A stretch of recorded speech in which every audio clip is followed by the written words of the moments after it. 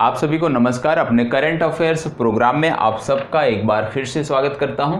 आज हम अपने करंट अफेयर्स सीरीज के अंतर्गत कुछ महत्वपूर्ण साप्ताहिक घटनाक्रमों के बारे में देखने वाले हैं। और आप सब जानते हैं कि करंट अफेयर्स का जो प्रोग्राम है ये प्रत्येक सोमवार को आपको मिलता है। इस बार थोड़ा सा 2 दिन लेट हुआ है, लेकिन आप यह भी जानते होंगे कि पिछले 2 दिनों से आपको दैनिक करंट अफेयर्स भी आपके चैनल पर कम्युनिटी टैब में देखने को मिल रहे हैं। तो दैनिक करंट अफेयर्स प्लस साप्ताहिक करंट अफेयर्स दोनों को साथ साथ लेकर चलेंगे तो आपको किसी भी परीक्षा में कोई समस्या देखने को नहीं मिलेगी।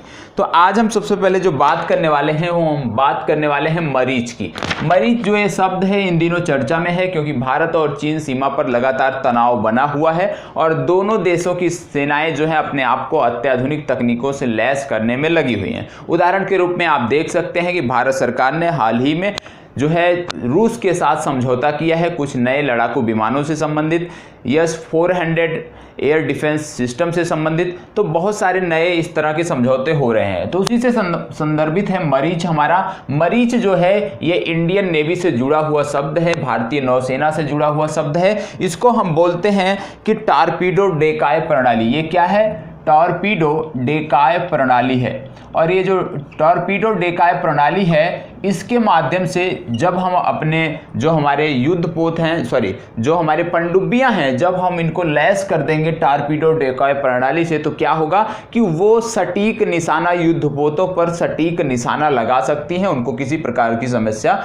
नहीं होगी। तो टॉर्पीडो डेकाय प्रणाली क्या है? भारतीय नौसेना की जो पनडुब्बियां हैं उनको और उन्नत बनाएगा, ये आपको पता होना चाहिए। और जैसे ही बात आती है मरीच की कि ये एक टॉर्पीडो डेकाय प्रणाली है, तो दूसरा क्या टर्म आता है कि इसको बनाया किसने है? तो इसको बनाया है DRDO ने। DRDO का मतलब क्या होता है? Defence research and development organisation. तो defence research and development organisation DRDO की बात करें तो इसकी स्थापना हुई थी 1958 में। इसका आदर्श वाक्य है बलस्य मूलम विज्ञानम। ये भी पूछा जाता है, आपको पता होना चाहिए। बलस्य मूलम विज्ञानम। इंग्लिश में यदि हम बात करें तो इंग्लिश में बोलते हैं strength origin is in science. ठीक है, तो बलस्य मूलम विज्ञानम या strength origin is in science ये DRDO का आदर्श वाक्य है, ये आपको पता होना चाहिए। DRDO के चेयरपर्सन है G सतीश रेड्डी। इनका भी नाम आपको पता होना चाहिए, G सतीश रेड्डी। और G सतीश रेड्डी को अभी हाल ही में यूनाइटेड किंगडम की एक यूनिवर्सिटी है उसके द्वारा फेलोशिप प्रदान किया गया। उसका क्या नाम है? उसका नाम जो है वो आपके लिए महत्वपूर्ण है। क्या है? Royal aeronautical society. Royal aeronautical society. इसके द्वारा क्या किया गया है? इसके द्वारा G सतीश रेड्डी को फेलोशिप, एक प्रकार की फेलोशिप दी गई है। और जो रॉयल एरोनॉटिक सोसाइटी है ये कहां से संबंधित है? ये यूनाइटेड किंगडम से संबंधित है, ये आपको पता होना चाहिए। तो DRDO के बारे में हमने देख लिया। अब आइए नौसेना की बात यहां पे हो रही है, क्योंकि मरीच जो है ये नौसेना से जुड़ा है। तो नौसेना के बारे में कुछ जानकारी कर लेते हैं। सबसे पहले आप जानते हैं कि कुछ हमारे जो जलपोत युद्धपोत रहे हैं वो चर्चा में रहे हैं। जैसे कि आता है नाम INS केसरी, ये आपको पता होना चाहिए। फिर दूसरा नाम आता है INS मगर और जलाश्व, ये दोनों एक साथ प्रयोग किए जाते हैं, मतलब INS मगर या INS जलाश्व। फिर आता है INS एरावत। दूसरा आता है INS कलिंग। और जो लोग रेगुलर हमें फॉलो करते हैं निश्चित रूप से उनको इन सब चीज़ों के बारे में पता होगा। जैसे INS जो केसरी है इसका संबंध है मिशन सागर से। मिशन सागर जो योजना है, जो परियोजना है भारत सरकार द्वारा चलाई जा रही है, तो मिशन सागर से INS केसरी संबंधित है। INS मगर और INS जलाश्व जो है ये आप जानते हैं प्रवासी भारतीयों को निकालने के लिए भारतीय नौसेना का कार्यक्रम था। तो INS मगर और INS जलाश्व उस कार्यक्रम से संबंधित है जिसका नाम था समुद्र सेतु मिशन। और समुद्र सेतु मिशन के अंतर्गत भारतीय नौसेना का जो जहाज था वो पहली बार मालदीव भेजा गया था, ये आपको पता होना चाहिए। तीसरी बात आती है INS एरावत। INS एरावत की यदि हम बात करें तो ऑपरेशन बनीला हुआ था। ऑपरेशन बनीला, तो ऑपरेशन बनीला में INS एरावत ने योगदान दिया था। इसके बाद INS कलिंग की बात करें तो इसको अभी हाल ही में सेवा मुक्त किया गया है और इस पर एक प्रकार का पार पार्क बनाया गया है, मिसाइल पार्क बनाया गया है, जिसका नाम दिया गया है अग्निप्रस्थ। तो अग्निप्रस्थ मिसाइल पार्क कहां पर बनाया गया है? INS कलिंगा पर बनाया गया है अग्निप्रस्थ मिसाइल पार्क। और यहीं पर मिसाइल पार्क के साथ साथ 2 मेगावाट का जो है विद्युत संयंत्र भी, फोटोवोल्टिक संयंत्र भी यहाँ पे स्थापित किया गया है। तो याद रखिएगा अग्निप्रस्थ महत्वपूर्ण है, आपसे पूछा जा सकता है अग्निप्रस्थ पार्क कहाँ पर बना है, किस नौसेना के युद्धपोत पर बना है, तो उसका जवाब होगा INS कलिंगा।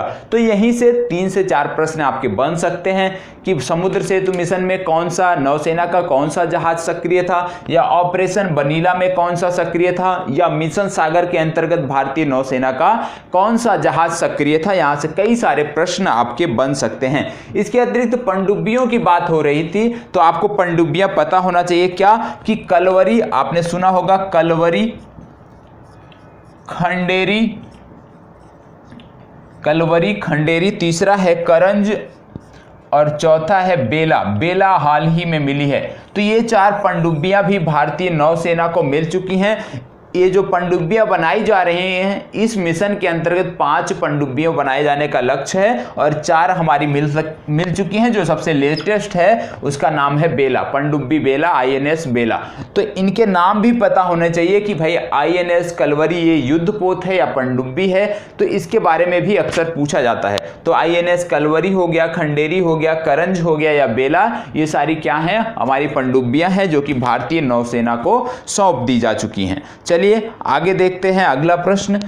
अगला टॉपिक हमारा क्या है उसके बारे में देखते हैं। तो आपने देखा होगा किस प्रकार से एक ही बिंदु से एक ही मुद्दा हम उठाते हैं, उससे किस प्रकार से कई सारे प्रश्न आपकी परीक्षा के लिए तैयार हो जाते हैं। और जो भी तैयार होते हैं प्रश्न, वो आपकी परीक्षा के लिए निश्चित रूप से बहुत ही महत्वपूर्ण हैं।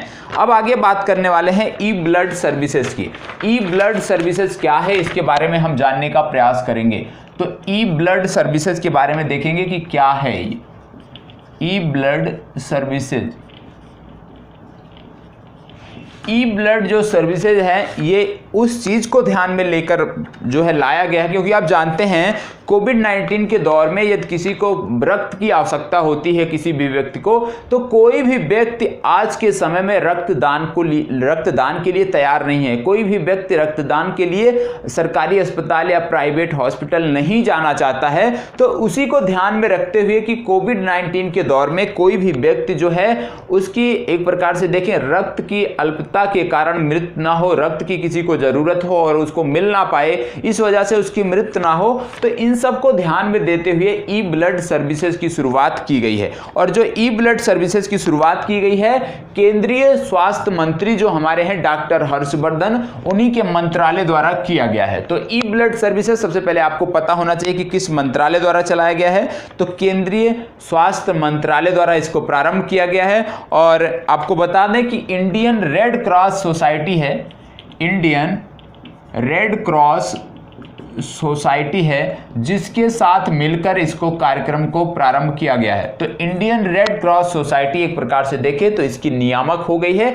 तो इंडियन रेड क्रॉस सोसाइटी और भारत सरकार का जो हमारा स्वास्थ्य मंत्रालय है, दोनों मिलकर ई ब्लड सर्विसेज की शुरुआत दोनों ने मिलकर किया है। अब ई ब्लड सर्विसेज क्या है? एक प्रकार का ये मोबाइल ऐप है। क्या है ये मोबाइल ऐप है। यदि आपको रक्त की जरूरत है तो आप इस ऐप को अपने मोबाइल में इंस्टॉल करिए, और जब आप अपने मोबाइल में इसको इंस्टॉल करते हैं, अपनी डिटेल सबमिट करेंगे कि आपको किस समूह का रक्त चाहिए, तो आपकी डिटेल इस ऐप पर अगले 12 घंटे तक शो होती रहेगी, दिखती रहेगी। और यदि कोई भी व्यक्ति आपको रक्तदान, आपकी समस्या सॉल्व करना चाहता है, रक्तदान आपके लिए करना चाहता है, तो वो क्या करेगा? इंडियन रेड क्रॉस सोसाइटी से संपर्क करेगा, वहां पर जाकर रक्तदान करेगा और आपको रक्त मुहैया हो जाएगा, आपको कोई समस्या देखने को नहीं मिलेगी। तो याद क्या रखना है कि ई ब्लड सर्विसेज क्या है? एक मोबाइल ऐप है जिसको इंडियन रेड क्रॉस सोसाइटी और भारतीय स्वास्थ्य विभाग ने, भारत सरकार के स्वास्थ्य मंत्रालय ने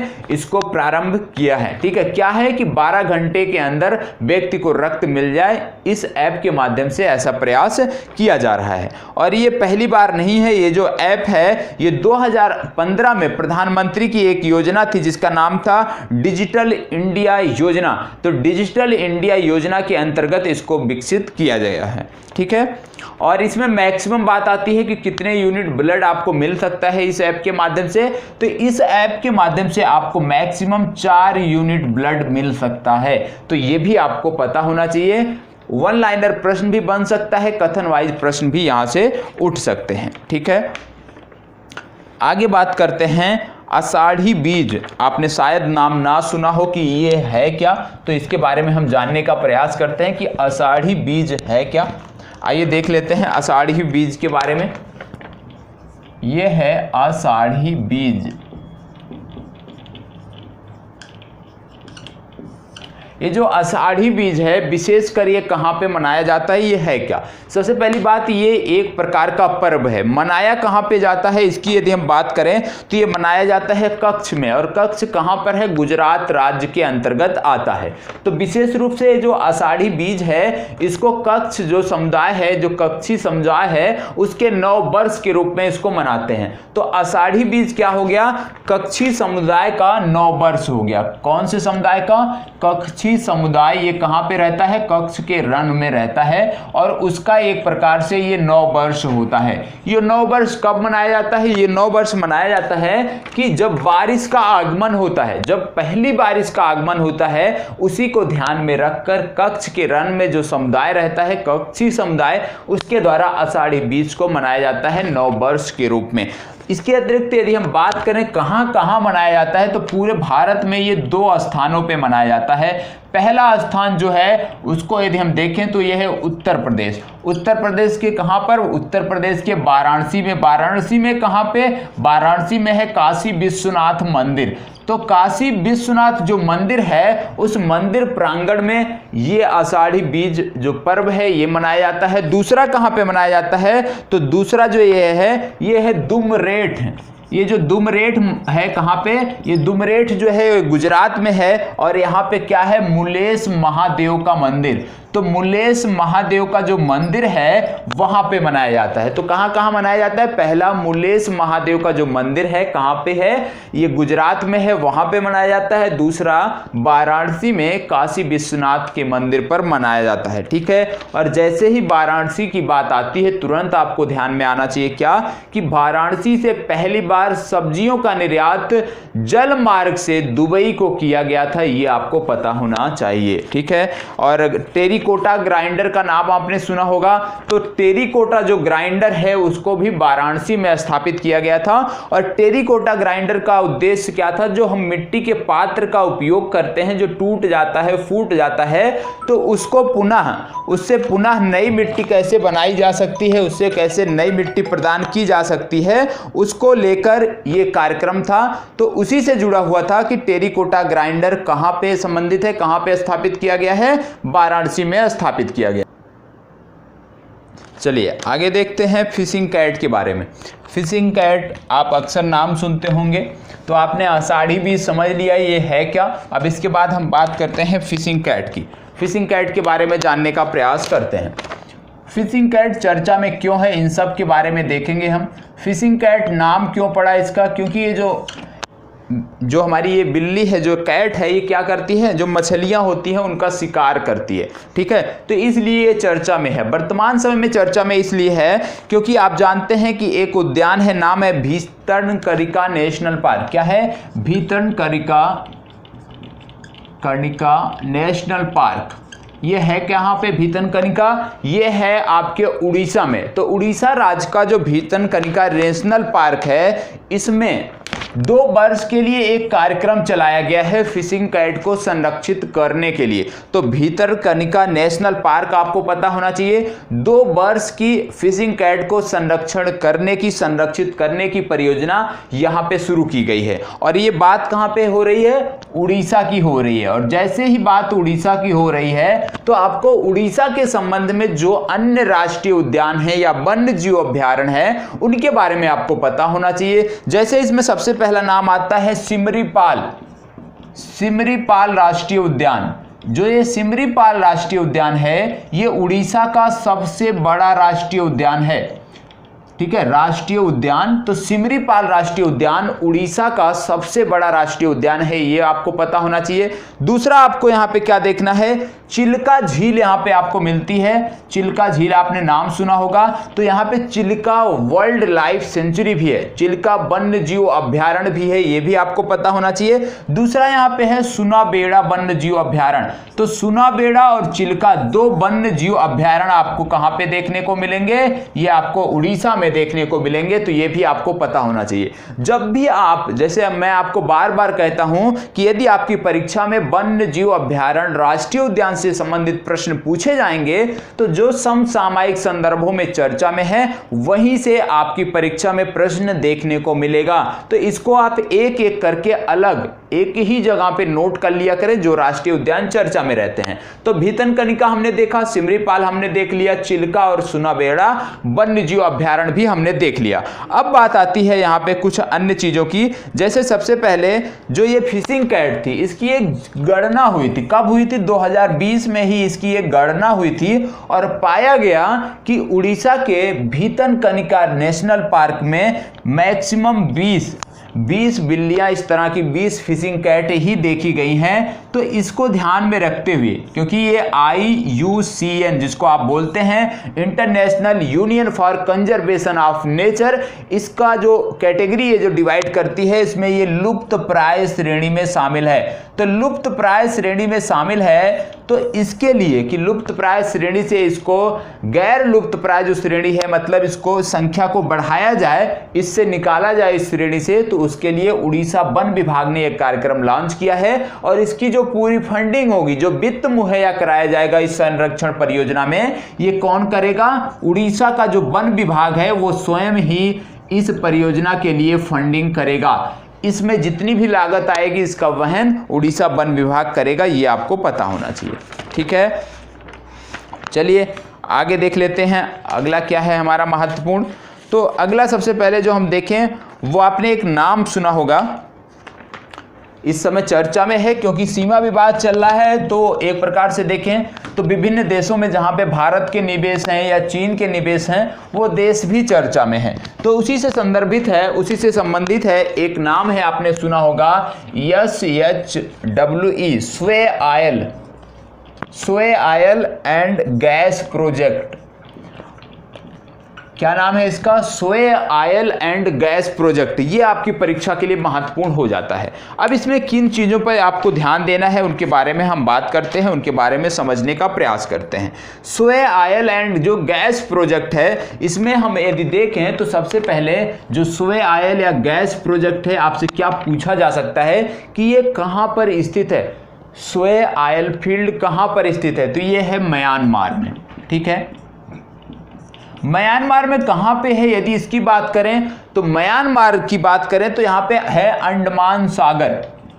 तो ये म्यांमार के रीजन में आता है अंडमान सागर, और ये जो अंडमान सागर है ये लगभग रखाइन जो प्रांत है उसके आसपास है। ठीक है, रखाइन प्रांत के आसपास है। और जैसे ही रखाइन प्रांत की बात आती है, आपको पता होना चाहिए क्या? रोहिंग्या विवाद। और रोहिंग्या विवाद से क्या आपको जोड़ना है कि भारत ने रोहिंग्या को वापस म्यांमार में बसाने के लिए अलग से कुछ बस्तियां तैयार किया है, कुछ घरों का निर्माण किया है, ये भी आपको पता होना चाहिए। और उसका क्या नाम दिया गया है ये आप कमेंट बॉक्स में बताएंगे। यदि आपको नहीं पता है तो निश्चित रूप से मेरे द्वारा बताया जाएगा, लेकिन आप कमेंट बॉक्स में बताएंगे कि ये जो रोहिंग्या विवाद है, इससे संबंधित भारत जो रोहिंग्यों के लिए आवास का निर्माण कर रहा है, उसका प्रोजेक्ट का क्या नाम है। जैसे हम गांधी विलेज कहां पे बना रहे हैं? श्रीलंका में बना रहे हैं तमिलों को बसाने के लिए। उसी तरह से कुछ एक प्रोजेक्ट यहां भी है, इसका नाम आपको बताना है क्योंकि मैं बार बार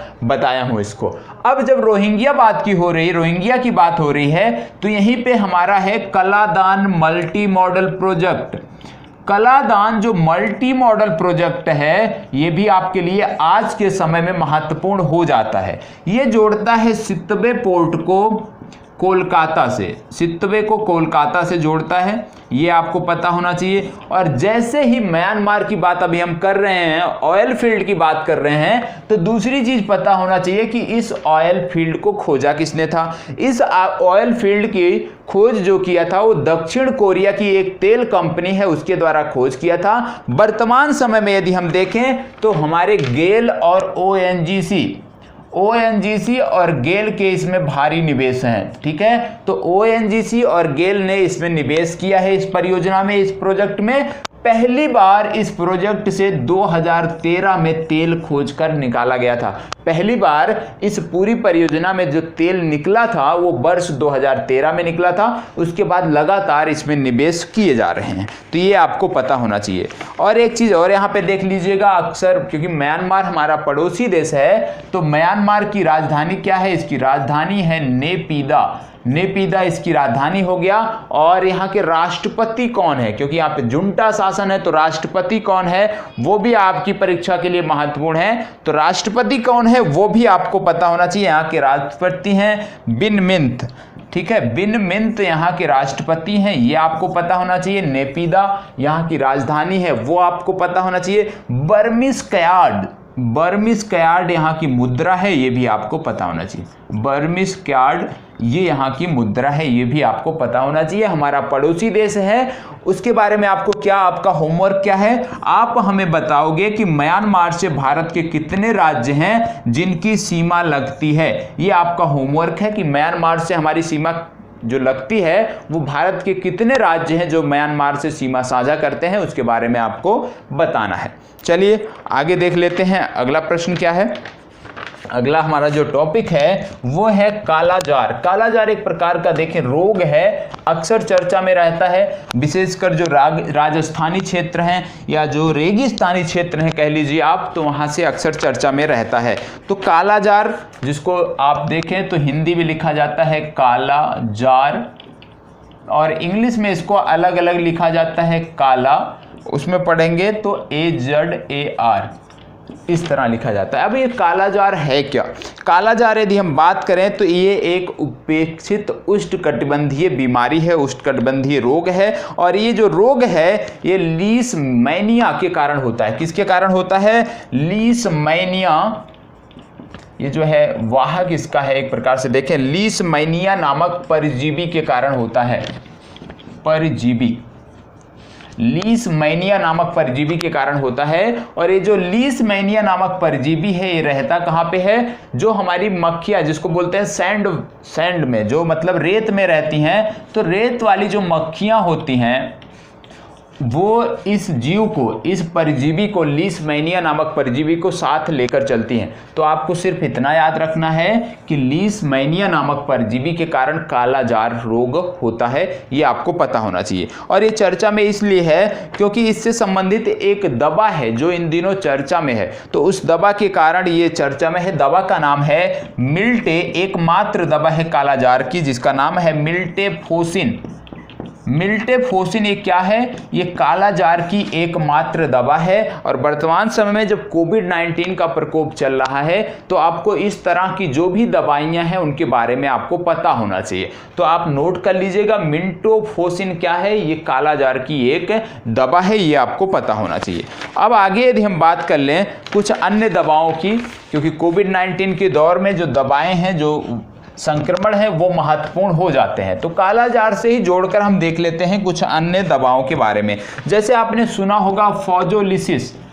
फोजोलिसिस ये क्या है? एक प्रकार का फोजोलिसिस एंटीबायोटिक था। इसको कहाँ पे खोजा गया था? मैक्सिको में खोजा गया था। दूसरा आपको पता होना चाहिए दसाटिनिब, ये बहुत ही महत्वपूर्ण है, दसाटिनिब। और जो दसाटिनिब है ये कैंसर की एक दवा है। और भारत में जो हालिया आंकड़े आए हैं, सबसे ज़्यादा जो कैंसर के मामले मिले हैं वो कहाँ पे मिले हैं? तमिलनाडु राज्य में। तमिलनाडु राज्य में सबसे ज़्यादा कैंसर के मामले देखने को मिले हैं, ये आपको पता होना चाहिए। इसके बाद आप जानते हैं कि 1 अप्रैल 2020 से जो भी मेडिकल डिवाइस थी उनको क्या कर दिया गया है, ड्रग्स की श्रेणी में शामिल कर दिया गया है। 1 अप्रैल 2020 से भारत में जितनी भी मेडिकल डिवाइसेज होती थी उन सबको ड्रग की श्रेणी में शामिल कर दिया गया है, ये आपको पता होना चाहिए। अगली बात आती है माइक्रोबैक्टीरियम W, एक दवा है जिसका नाम है माइक्रोबैक्टीरियम W। और ये जो माइक्रोबैक्टीरियम W है ये कुष्ठ रोग की एक दवा है, ये भी आपको पता होना चाहिए। तो अभी तक आपने 2 दवा देखा, दसाटिनिब कैंसर की दवा देख लिया, माइक्रोबैक्टीरियम W कुष्ठ रोग की दवा देख लिया, और एक दवा इस समय चल रही है चर्चा में जिसको बोलते हैं BCG, टीका होता है ये, जिसका फुल फॉर्म होता है बैसिलस कैलिमेट ग्यूरिन। ठीक है, तो ये जो बैसिलस कैलिमेट ग्यूरिन है इसको आप बोलते हो कि ये टीबी की दवा है। और जो टीबी की दवा है, तो टीबी के बारे में आपको पता होना चाहिए कि भारत सरकार का 2025 तक टीबी उन्मूलन का लक्ष्य है। तो इस तरह के जो लक्ष्य होते हैं वो भी आपको पता होना चाहिए। तो अभी तक आपने 3 दवाओं के नाम देख लिए जो आपकी परीक्षा के लिए महत्वपूर्ण हैं। अब कुछ अन्य चीजें हैं जो आपको पता होना चाहिए। सबसे पहली बात, कोविड-19 के परिप्रेक्ष्य में कुछ दवाएं इन दिनों चर्चा में हैं। कुछ ऐसी दवाएं हैं जिनका मानव पर परीक्षण चल रहा है, सरकार ने भी अनुमति दे दी है, ICMR ने भी अनुमति दे दी है, तो उनको भी यहीं पर हम देख लेते हैं। सबसे पहले कोविड-19 की यदि हम बात करें तो आपने नाम सुना होगा रेमडेसिविर जो है, ये जो दवा है ये क्या है, हेट्रोफार्मा एक कंपनी है,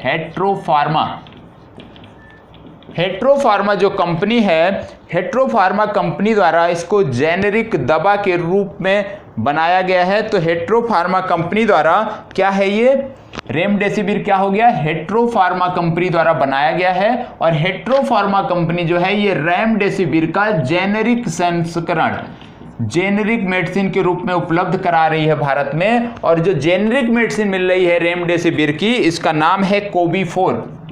तो याद रखिएगा कि रेमडेसिविर जो मेडिसिन थी, हेट्रोफार्मा कंपनी द्वारा रेमडेसिविर मेडिसिन जो थी इसका जेनेरिक संस्करण उपलब्ध कराया गया है जिसका नाम दिया गया है कोबी-4।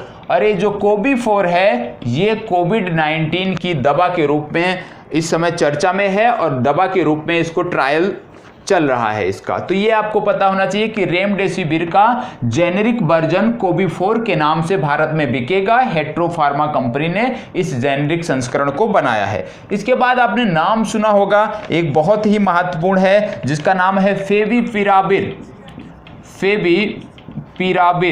ये क्यों चर्चा में है, ये इसलिए चर्चा में है फेविपिराविर क्योंकि इसको अनुमति मिल गई है। किस बात की अनुमति मिली है, मानव परीक्षण की। इस दवा के मानव परीक्षण की अनुमति दी गई है। तो ये दवा आपके लिए महत्वपूर्ण हो जाता है। तो कोविड-19 के लिए वर्तमान समय में 2 दवाएं महत्वपूर्ण हैं। पहला है रेमडेसिविर। क्यों महत्वपूर्ण है, क्योंकि इसका जेनेरिक संस्करण कोबी-4 के नाम से मार्केट में उपलब्ध है। किसके द्वारा बनाया गया है, हेट्रोफार्मा द्वारा बनाया गया है।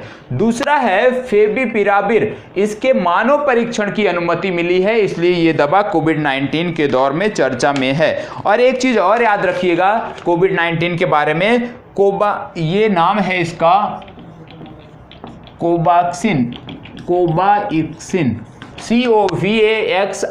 ये क्या है, ये पहली कोरोना वैक्सीन है जिसको भारत में मानवीय परीक्षण कराया जा रहा है। तो कोवाक्सिन ये क्या है, पहली जेनेरिक दवा है, एक प्रकार से पहली कोरोना की मेडिसिन है जिसको मानव परीक्षण कराया जा चुका है। और इसको बनाया किसने है, इसको बनाया है जो कंपनी इसको बनाई है उसका क्या नाम है, वो भी आपके लिए महत्वपूर्ण है। उसका नाम है भारत बायोटेक।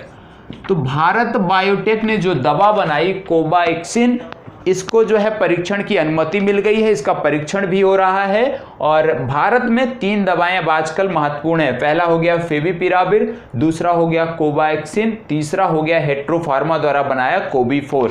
तो इन दवाओं के बारे में आपको पता होना चाहिए, ठीक है। और पूर्व में मैंने 3 से 4 अन्य दवाओं के बारे में बताया था, जैसे लोपिनाविर हो गया, रिटोनाविर हो गया। तो इन सब के बारे में आपने पढ़ा होगा निश्चित रूप से। तो जो नया था, नया अपडेट जो कोविड-19 को लेकर था, उसको यहाँ पे मैंने आपको बता दिया। एक बार फिर से रिवीजन कर देता हूँ। रेमडेसिविर का जेनेरिक संस्करण हेट्रो फार्मा कंपनी द्वारा बाजार में लाया गया है, जिसका नाम है कोबी-4। दूसरी बात आती है फेविपिराविर, ये क्या है, इसको मानव परीक्षण की अनुमति दी गई है। और तीसरी जो बात आती है वो है कोवैक्सीन, और कोवैक्सीन जो है इसकी यदि हम बात करें तो इसको क्या कर दिया गया है, भारत बायोटेक ने बनाया है और भारत में इसका परीक्षण चालू है, इसका परीक्षण हो रहा है। तो ये चीज़ें आपको पता होनी जानी चाहिए, ठीक है। तो आज के लिए कोविड-19 से संबंधित जो प्रश्न थे उसको हमने देख लिया है। अब आगे हम देखने वाले हैं प्रेस्ना ग्लेशियर के बारे में। प्रेस्ना ग्लेशियर के बारे में हम देखने वाले हैं कि ये क्यों चर्चा में है, क्या महत्वपूर्ण है इससे संबंधित, उसकी बात हम करेंगे। तो इस समय जो कोविड-19 से संबंधित दवाएं हैं, जो भी टीके चल रहे हैं और या अन्य गंभीर बीमारियों से संबंधित जो टीके इस समय चर्चा में हैं, उन सब पर आपको नजरें बनाए रखनी है, क्योंकि ये आपकी परीक्षा के लिए महत्वपूर्ण है। तो स्वास्थ्य से संबंधित जो भी घटनाक्रम हो रहे हैं वर्तमान समय में, उसमें आप सबको नजरें बनाए रखनी है। यदि मेरे से कुछ छूट जाता है तो आपकी जिम्मेदारी बनती है कि आप उसको बताएं, क्योंकि आपका भी कार्य बनता है कि जितना मैं बताऊं उसके अतिरिक्त भी आपको कुछ ना कुछ पढ़ना चाहिए। अब ये प्रेस्ना ग्लेशियर क्या है? प्रेस्ना ग्लेशियर सबसे पहली बात ये है, कहां पे ये है, उत्तरी इटली में। कहां पे है? उत्तरी इटली में है, ठीक है। तो सबसे पहली बात, स्थान यदि आपकी परीक्षा में पूछा जाए कि प्रेस्ना ग्लेशियर है कहाँ पे, तो ये है उत्तरी इटली में, और ये लगभग 1 लाख वर्ग किलोमीटर क्षेत्र में फैला है। कितने? 1 लाख वर्ग किलोमीटर। ये आपकी परीक्षा के लिए महत्वपूर्ण नहीं है कि 1 लाख वर्ग किलोमीटर में फैला है, सिर्फ आपको पता होना चाहिए कि उत्तरी इटली में है। अब चर्चा में क्यों है ये आपको पता होना चाहिए कि चर्चा में इसलिए है क्योंकि ये जो ग्लेशियर है इसमें हर सितंबर माह में जब भी ग्रीष्मकालीन जब मौसम हमारा प्रारंभ होता है तो क्या किया जाता है, इसमें एक प्रकार की तिरपाल लगाई जाती है, जिसको बोला जाता है जियो टेक्सटाइल तिरपाल। तो इस ग्लेशियर में प्रत्येक ग्रीष्मकालीन के मौसम में जियो टेक्सटाइल तिरपाल लगाई जाती है। क्यों लगाई जाती है तिरपाल? क्योंकि ये ग्लेशियर बहुत तेजी से पिघल रहा है, उसकी तीव्रता को कम करने के लिए ग्रीष्मकालीन मौसम में जब टेम्परेचर, जब तापमान उच्च होता है, तो इसको तिरपाल से पूरे ग्लेशियर को, 1 लाख वर्ग किलोमीटर के ग्लेशियर को, पूरे इस ग्लेशियर को तिरपाल से ढक दिया जाता है। लेकिन इसको खोला भी जाता है कब? जब आप जानते हैं एक चीज, शब्द आपने सुना होगा, स्की सीजन। स्की सीजन का मतलब होता है कि जब आप ग्लेशियर से संबंधित या बर्फ से संबंधित जो गेम होते हैं, जो आइस गेम होते हैं, जब उनका समय होता है तब इस तिरपाल को हटा दिया जाता है, क्योंकि ये जो ग्लेशियर है, क्योंकि इटली से संबंधित है और ये एक प्रकार से इटली का, एक प्रकार से देखें तो इटली का प्रसिद्ध टूरिज्म क्षेत्र है, टूरिज्म क्षेत्र के रूप में विकसित है, क्योंकि यहाँ पे विभिन्न प्रकार के स्की गेम इस दौरान आयोजित किए जाते हैं। तो सिर्फ आपको इतना याद रखना है कि प्रेस्ना ग्लेशियर उत्तरी इटली में है और इसका कुल क्षेत्रफल 1 लाख वर्ग किलोमीटर में है। चर्चा में क्यों है?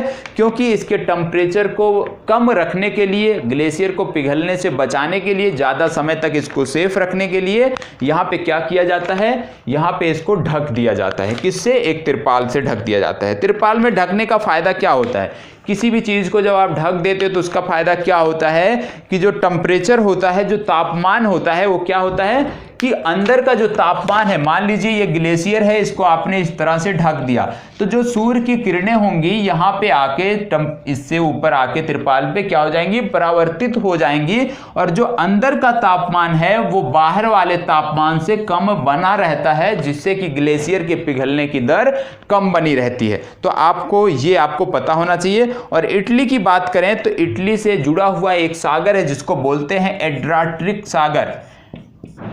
एड्रियाटिक सागर जो है, अब आपको क्या करना है कि जो भी देश हैं जो एड्रियाटिक सागर से सीमा बनाते हैं, उनके नाम आपको पता होना चाहिए, क्योंकि इस तरह के प्रश्न आपके भूगोल में पूछे जाते हैं। तो आपका होमवर्क है तीसरा कि एड्रियाटिक सागर से जो भी देश सीमा बनाते हैं उनके नाम आप कमेंट बॉक्स में हमें बताएंगे। नहीं आता है तो मैं आपको बताऊंगा। और जब बात आती है इटली की, तो इसकी राज्य की राजधानी क्या है और मुद्रा क्या है, ये भी आपको पता होना चाहिए। तो यहाँ की मुद्रा है यूरो और यहाँ की राजधानी है रोम, क्योंकि आप जानते हैं कोविड-19 से इटली भी बुरी तरह प्रभावित हुआ था। तो इटली से जुड़ा हुआ जो भी करंट अफेयर्स है वो आपकी परीक्षा के लिए महत्वपूर्ण है। चलिए, दो चीज़ें छूट गई थी। क्षय रोग के बारे में हमने बात किया था कि वर्ष 2025 तक हमें टीबी उन्मूलन का लक्ष्य रखा गया है भारत सरकार द्वारा। तो इसमें दो दवाएं भी भारत सरकार ने बनाई थी जो आपको पता होना चाहिए। एक का नाम है इमूवैक। ये क्या है? ये क्षय रोग की एक दवा है। दूसरा है VPM 1002, BPM 1002। ये दोनों दवाएं क्या हैं? ये दोनों क्षय रोग की दवा हैं। तीसरी एक महत्वपूर्ण बात, चेंज द वायरस। ये भी देख लीजिएगा, चेंज द वायरस मतलब वायरस का पीछा करना। तो चेंज द वायरस जो मुहिम था, इसको महाराष्ट्र सरकार ने प्रारंभ किया था और ये कुछ क्षेत्रों में काफ़ी सफल रहा है, जिसके बाद चेंज द वायरस जो मुहिम है, महाराष्ट्र सरकार ने फैसला किया है कि महाराष्ट्र के समस्त क्षेत्र में, समस्त भौगोलिक क्षेत्र में इसका विस्तार किया जाएगा, चेंज द वायरस नामक मुहिम का। तो ये आपको पता होना चाहिए कि चेंज द वायरस नामक जो मुहिम है वो महाराष्ट्र राज्य सरकार चला रही है, महाराष्ट्र में इसको चलाया जा रहा है। चलिए आगे बात कर लेते हैं कुछ अन्य चीज़ों की।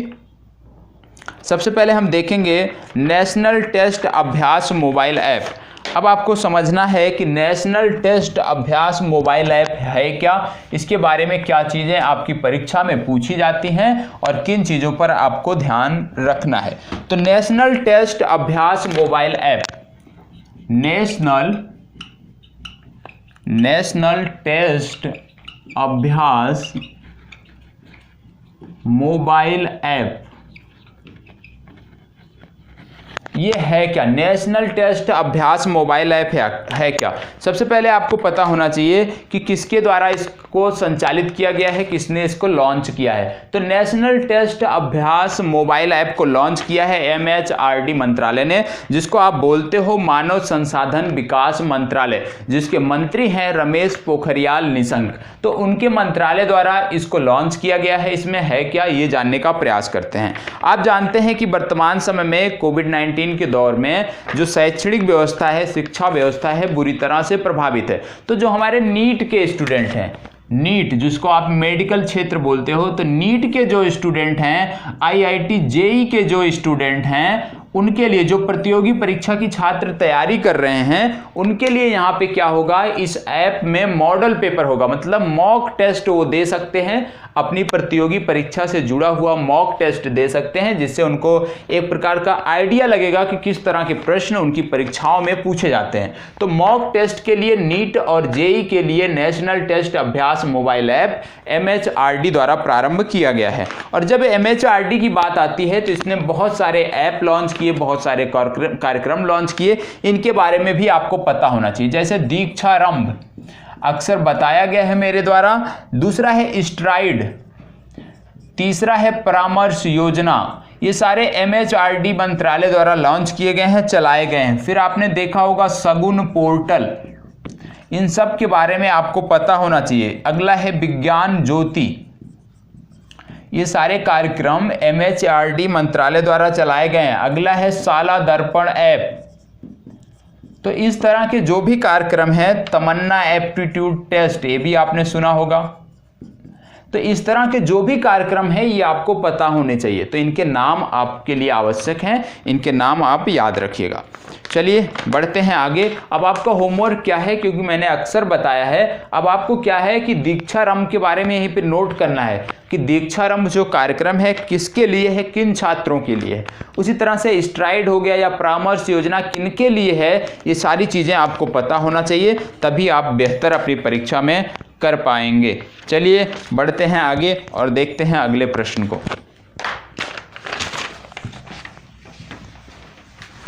अगला जो प्रश्न है, क्योंकि आपने देखा है कि अभी मैंने 2 से 3 वन्य जीव अभ्यारण्य आपको ऐसे बताए हैं जो भारत के बाहर के हैं। जैसे मैंने एक आपको बताया था सिंगापुर का, एक पूर्व में चिली का बताया था। तो आज इसी तरह से जुड़ा हुआ एक महत्वपूर्ण वन्य जीव अभ्यारण्य है जो आपकी परीक्षा के लिए महत्वपूर्ण है। नाम है साकतेंग, साकतेंग वन्य जीव अभ्यारण्य।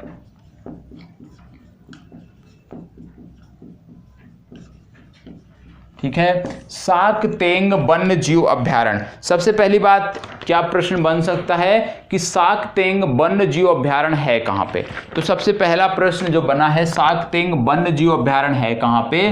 तो ये है भूटान में, और भूटान आपका पड़ोसी देश है। आपको पता है भूटान के साथ हमारी सीमा रेखा लगती है जिसकी लंबाई है 699 किलोमीटर, और भूटान के साथ हमारे कुछ राज्य भी हैं जो सीमा बनाते हैं, जिनके नाम हैं, यदि हम देखें तो सिक्किम हो गया, पश्चिम बंगाल हो गया, इसके बाद आ जाएगा हमारा असम और अरुणाचल प्रदेश। ये हमारे राज्य हैं जो भूटान के साथ सीमा बनाते हैं, ये आपको पता होना चाहिए। भूटान की बात करें तो यहाँ की राजधानी है थिम्पू, ये भी आपको पता होना चाहिए। पारो नाम का एक बहुत ही प्रसिद्ध शहर भी यहीं पे है, बहुत ही चर्चित रहता है टूरिस्ट एक्टिविटीज के लिए। तो थिम्पू और पारो कहाँ पे है? भूटान में है, ये आपको पता होना चाहिए। अब इसके बाद आती है भूटान की बात। अभी हम इस वन्य जीव अभ्यारण्य के बारे में बात करते हैं, लेकिन पहले भूटान के बारे में बेसिक देख लेते हैं। भारत और भूटान की जो सीमा रेखा है, या भारत चीन की जो सीमा रेखा है, वहाँ पे ITBP द्वारा पहरा दिया जाता है, मतलब इंडो तिब्बत बॉर्डर पुलिस, भारतीय तिब्बत सीमा पुलिस जो है उसके द्वारा यहाँ पे एक प्रकार से देखें तो उसकी जिम्मेदारी पर यह पूरा बॉर्डर रहता है। और ITBP के जो हमारे प्रमुख हैं, जो महानिर्देशक हैं, उनका नाम भी हमें पता होना चाहिए। इनका नाम है सुजीत सिंह देसवाल, तो इनका भी नाम आपको पता होना चाहिए, सुजीत सिंह देसवाल, ये ITBP के प्रमुख हैं।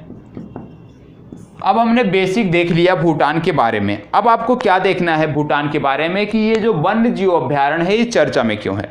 आप जानते हैं कि इन दिनों भारत और चीन के बीच सीमा पर संघर्ष चल रहा है, और इसी को देखते हुए चीन द्वारा साकतेंग वन्य जीव अभ्यारण्य पर भी अपना अधिकार जताया गया है। तो साकतेंग वन्य जीव जो अभ्यारण्य है, क्योंकि ये कहाँ से संबंधित है? भूटान से संबंधित है, और इस पर चीन ने अपना कब्जा जमाने का, अपना आधिपत्य जमाने का प्रयास किया है। इसलिए ये जो वन्य जीव अभ्यारण्य है ये आपकी परीक्षा के लिए महत्वपूर्ण हो जाता है। और आपको बता दें कि भारत और भूटान दोनों मिलकर एक जल विद्युत परियोजना पर भी बात कर रहे हैं, पनबिजली परियोजना पर भी बात कर रहे हैं, जिसका नाम है, ये नाम याद रखिएगा, आपसे पूछा जा सकता है कि ये पनबिजली जो परियोजना है किन दो देशों के बीच है?